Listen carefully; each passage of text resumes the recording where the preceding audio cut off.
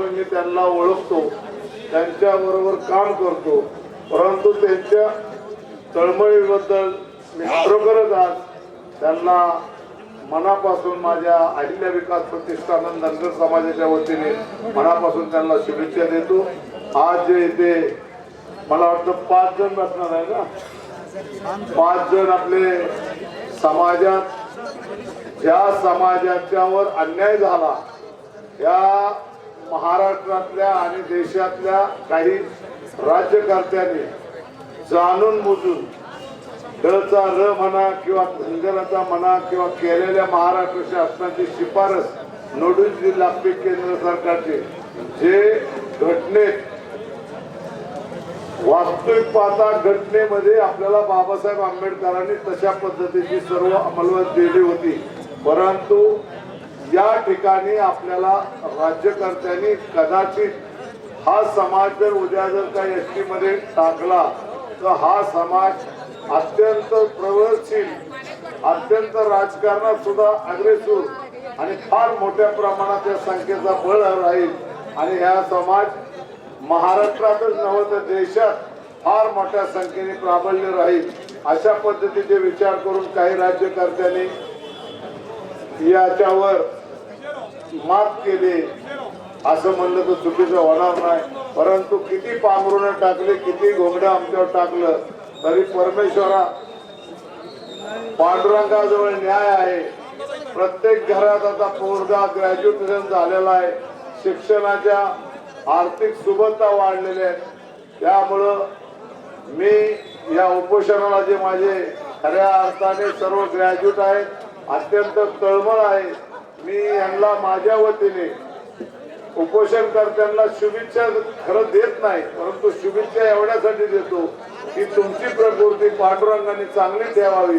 आणि लवकरात लवकर या सरकारने मुख्यमंत्री असतील उपमुख्यमंत्री दोन्ही असतील त्यांनी ताबडतोब या गोष्टीची दखल घेऊन समाजासाठी आरक्षण देण्याबाबतचा निर्णय तातडीने करावा अशा पद्धतीने मी तुमच्या सर्वांच्या वतीने पुणे जिल्हा परिषदचा माझ्या परिसरातल्या पुण्यातल्या सर्व बारामतीतल्या धनगर बांधवाच्या वतीने त्यांना साकडं घालतो, त्यांना विनंती करतो पुनश्च एकदा आपण जे काही सांगितलं वास्तविक पाहता एखादा आता पांडुरंगजी नेरगड स्वतः बसले होते बारामतीमध्ये उपोषणाला, त्यावेळेस आताचे उपमुख्यमंत्री देवेंद्र त्यावेळेस विरोधी पक्ष नेते होते, उपोषण 9व्या दिवशी सोडताना ते स्वतः म्हणले होते की मी पहिल्या कॅबिनेटला जर माझं गव्हर्नमेंट निवडून आलं तर मी पहिल्या कॅबिनेटला या धनगर समाजाचा आरक्षणाचा प्रश्न सोडवीन, परंतु त्यांना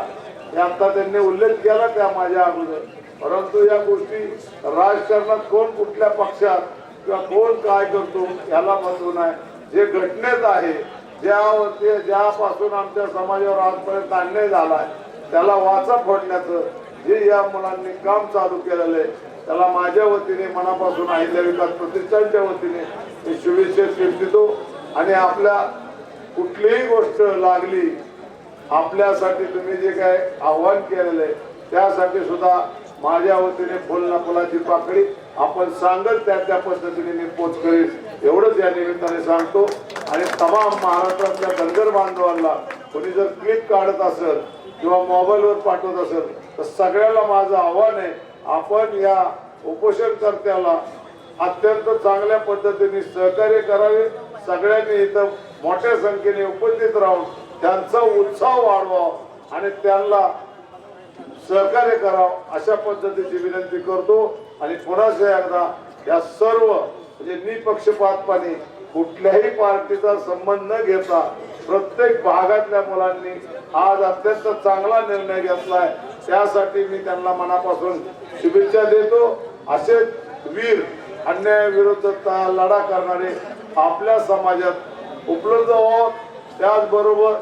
अन्याय जिथं होतोय त्याच्यावर मात करण्यासाठी तुमच्यासारख्या बहादरांना पांडुरंगाने ताकद द्यावी अशा पद्धतीची परमेश्वराची प्रार्थना करतो आणि माझं मनोगत थांबवतो। जय हिंद, जय मल्हार, जय वड। वडीगोत्री येथे ओबीसी आरक्षणासाठी आंदोलन करणारे आंदोलन योद्धे नवनाथ आबा वाघमारे या ठिकाणी उपस्थित राहिलेल्या आहेत. आपल्या उपोषणकर्त्यांना शुभेच्छा देण्यासाठी त्यांना विनंती करतो 2 मिनिटांमध्ये आपल्या शुभेच्छा द्यावेत. तत्पूर्वी एक अभिमानाची आणि आनंदाची गोष्ट म्हणजे मच्छिंद्र रामचंद्र सलगर वाखरी